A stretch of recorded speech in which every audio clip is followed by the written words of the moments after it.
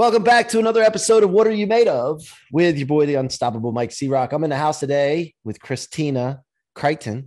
I just had to ask how to pronounce that name. I'm used to people doing that with my name, but she's a friend of mine. We've known each other for a while from the 10X community, and then we were on Clubhouse together a lot and doing a lot of great things together and hosting rooms and things. And she's always been such a great supporter of me and my movement and the companies that we do. So whether it be tech or whatever it is, she's always, been, a welcoming supporter. And, the other thing is she's doing a lot of big things herself. She's born in Belarus. Kristina started at the bottom, growing up with nothing. She worked her way to the top, building multiple successful businesses. Now she works alongside the one and only Elena Cardone, who's been on the show before. Kristina is a luxury listing specialist with an unparalleled level of professionalism and obsession for results. She is a rising star in the luxury market and the real estate world as a whole, the perfect example of learning how to succeed and conquer in life, no matter how many obstacles get in her way. Kristina, welcome to the show. Thank you for having me. Oh my gosh, we finally did one of these together after all of the events that we've done aside from this. Thank you, Mike. Yeah, I mean, you never wanted to come on before, so what was I supposed to do? No, I it's always an open invitation to my friends, and I love to use this platform to elevate people. And so let's start the show the proper way here, Kristina. What are you made of? What am I made of? I'm made of grit, passion, dedication, and most importantly, I'm made of God. God is my strength, my refuge, my foundation. So there you have it. Love it. Love it. So maybe a little bit of Chernobyl. I don't know. That was a little exposure there when I was one. So. Oh, really? You were there when that happened? Yeah, like 100 miles. Yeah, I was 1 year old. The nuclear plant blast. I mean, do you have any symptoms at all from that, or like? A little secret behind me is I tend to glow in the dark. No, I'm just kidding. Maybe. Okay. All right. We'll start the show with a little comedy, guys. Anyway, so let's go back. Okay, I get it, grit and passion, and you're a believer and have strong faith. So let's go back. I mean, you came from Belarus, right? So how old were you when you came to the United States? Well, when I came to America, I was 9 years old. But before that, my life in Belarus was just so all over the place because Belarus, communist country. And I remember the most difficult times and the most wonderful times. And as a child, when your grandma has to lock the fridge with a metal chain to make the food last, that kind of leaves an impression as a kid.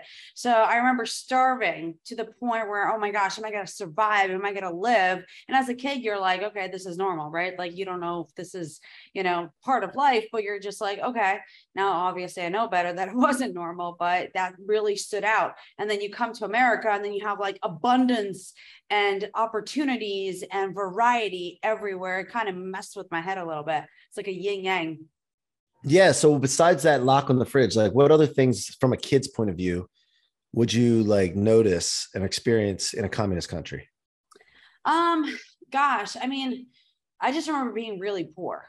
For Christmas, we got the Christmas tree. We go in the forest, chop it down, decorate it. And then on Christmas Day, right, I get a very small little bag of candy. That was like the extent of Christmas for me.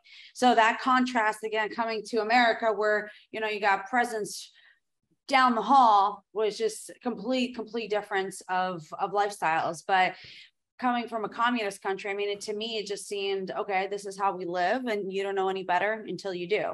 So yeah. Did you know any better when you were a kid? Did you know that people get presents and things like that, or no? No, absolutely not. I just remember all the sparkly stuff because the Christmas tree was always glowing and the Santa Claus and all the, the artsy performances that we would do at school. But no, I didn't know any better. And did you play sports or participate in anything when you were a kid over there before you came to the United States? No, I did nothing. I remember in the summers I'd spend time with my grandma in the country and I would help her raise flowers, fruits, vegetables, and then we'd go and sell it at the market for money. And that was that. And when I moved to America, that's when I just started to get involved as much as I can to see what am I truly made of? Yeah. And so how did you get to this country? How does that work? So my mom, I think she just got fed up with us being poor, and she was looking for a way out, and she rescued us from that country and that from experience. And I remember when we were at the airport, flying to, I don't remember who, Minsk, we had to go get our documents done.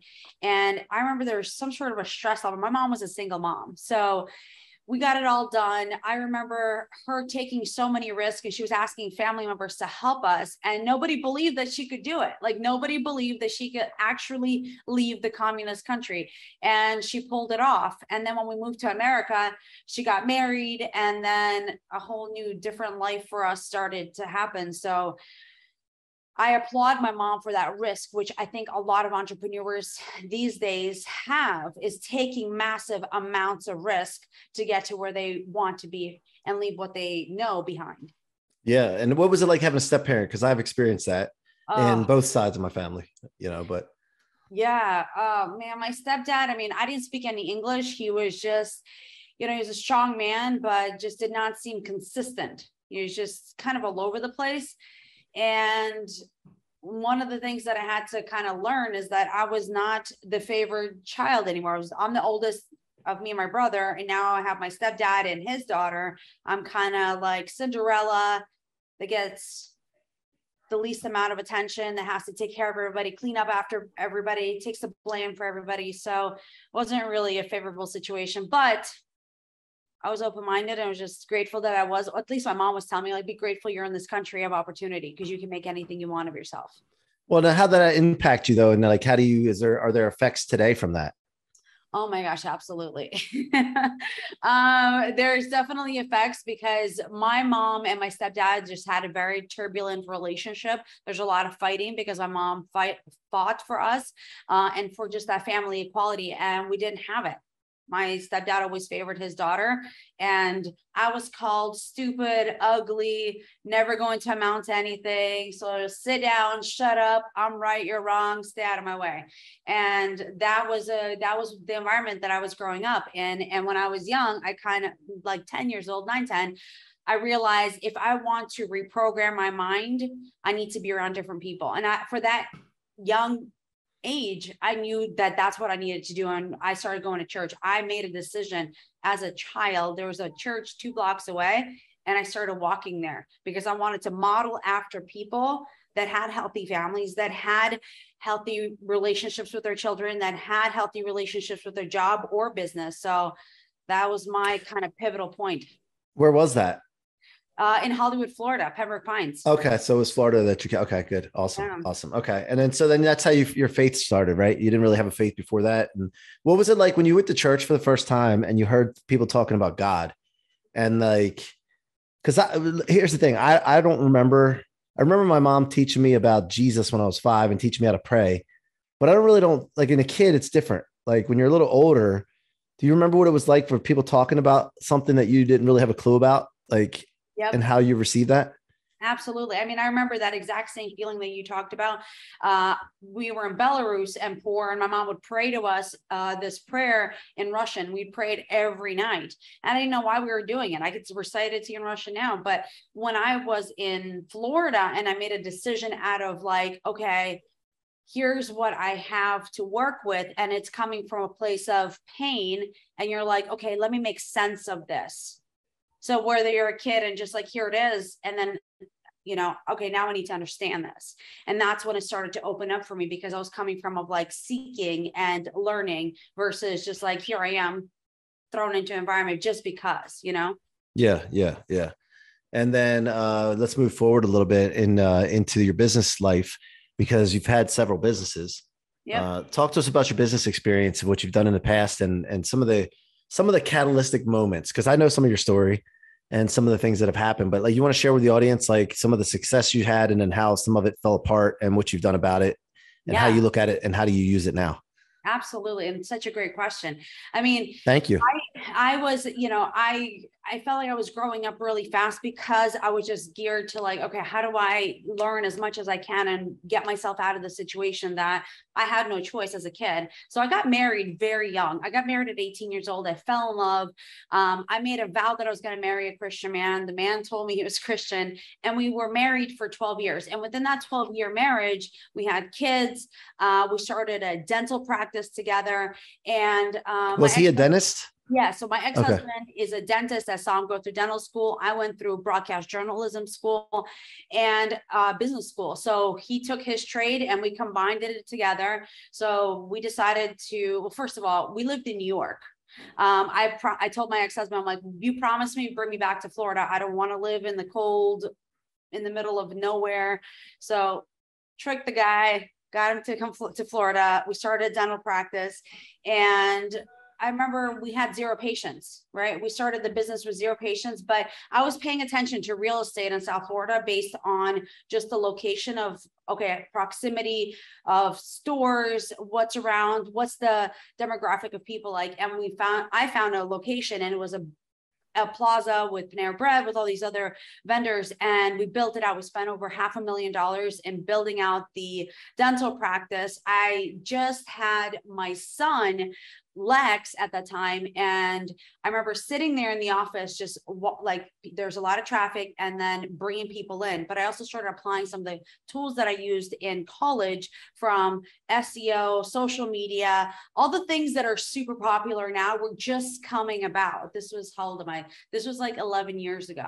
Mm-hmm. So, and I started applying it. I'm like, what is a niche that we can break into that could generate us the massive amount of traffic that I need faster? And we specialize in emergency dental care. So we worked from Friday to Sunday, and I ran ads on Google to get as many eyeballs on our business as possible. And within 2 years, we were able to turn it into a multi-million-dollar business, and we were on top of the world. And unfortunately, our marriage was falling apart, and I went through a divorce. I lost everything, lost my family, lost my marriage, and had to figure out, who is Kristina again?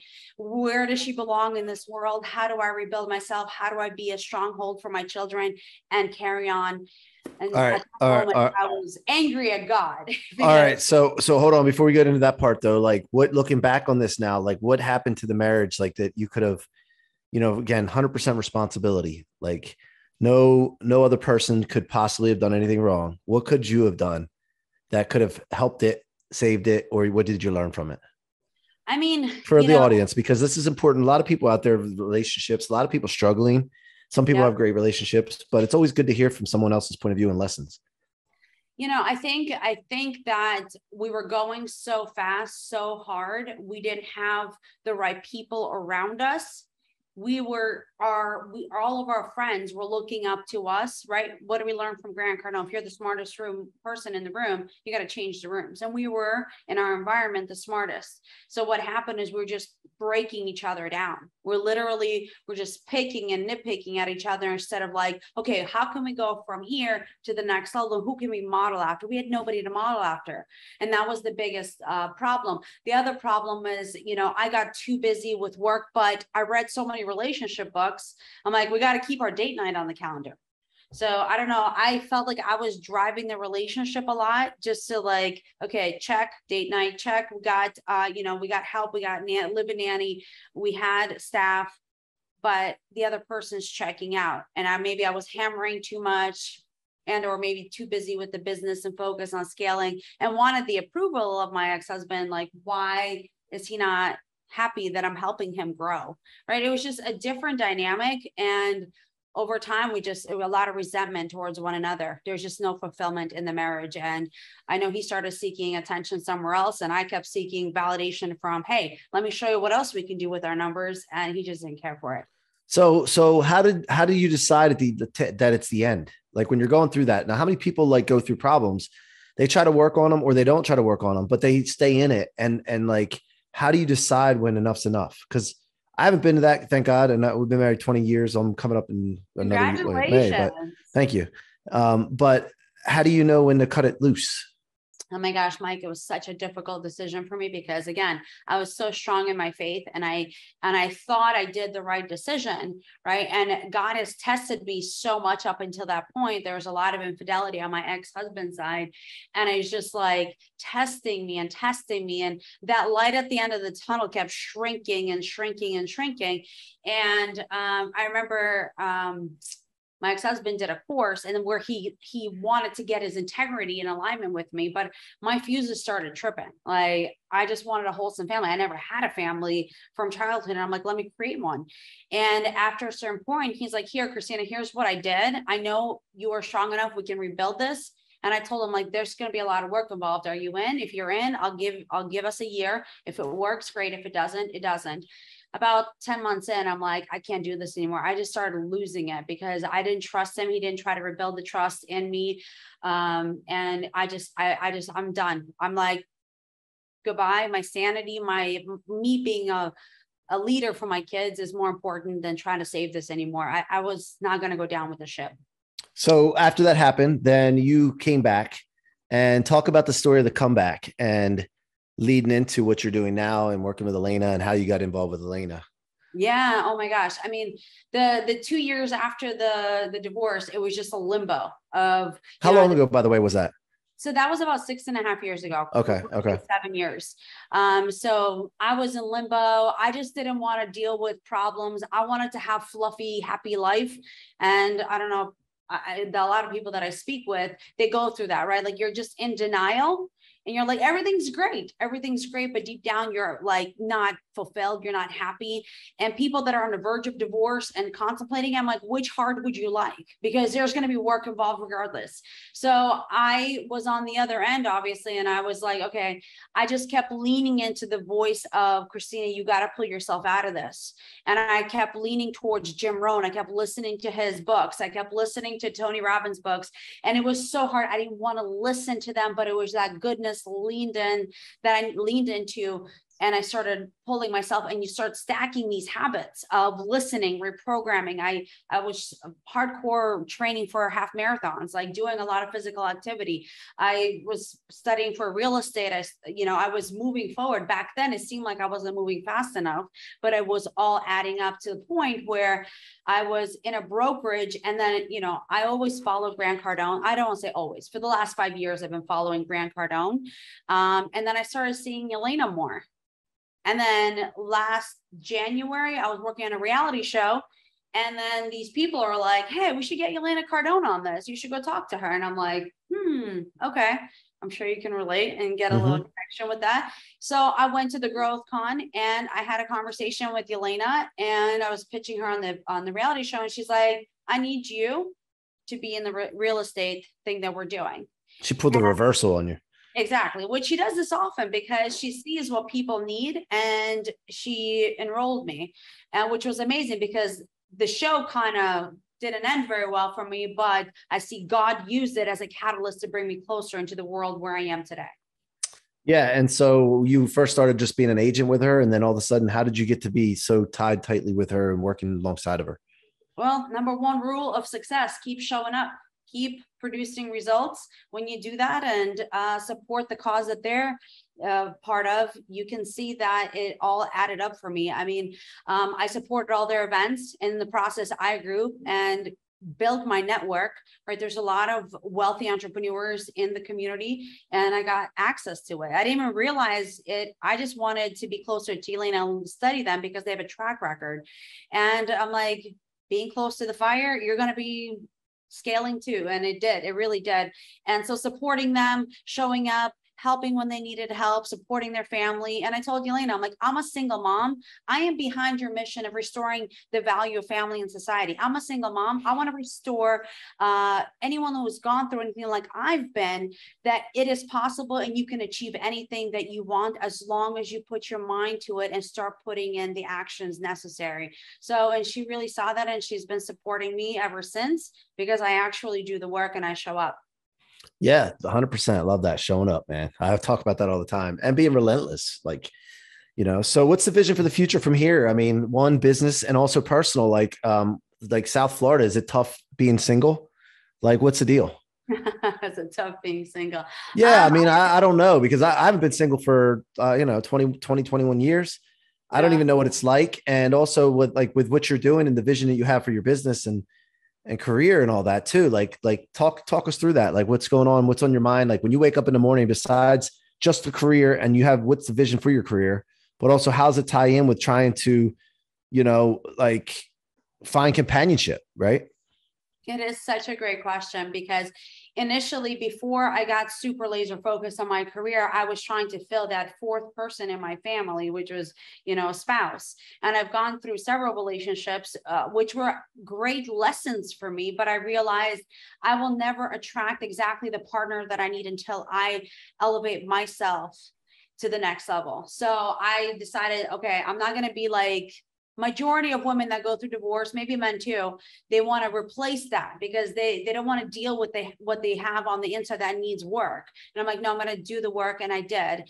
And now I'm focusing on my career, my kids. And if someone that has the same visions and goals and priorities and values, and they align with me, then great. I'm not going out there looking for it anymore. I think whoever wants to help me grow will show up and do the work, and it will elevate each other at the same time. So being single, I get asked out all the time. I'm not really interested because I'm looking for something spectacular. I've already had the average and 12 years of marriage. It has to be so exquisite that it has to like grab my attention. So I'm not really, I don't know.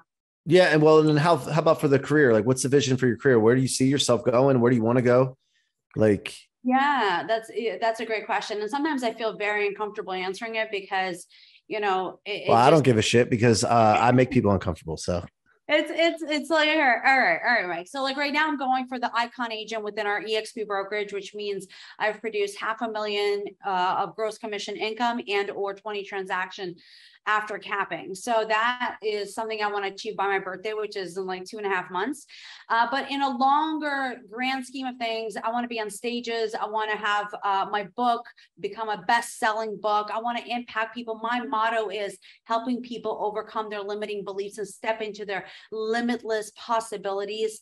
I want people to know that they are not stuck in their circumstances. So, and the only way I could do that is by helping myself overcome all of that, right? Or many of those things, because I'm an example. I can't teach that unless I've lived it and overcame that. So that is my big purpose and mission for life.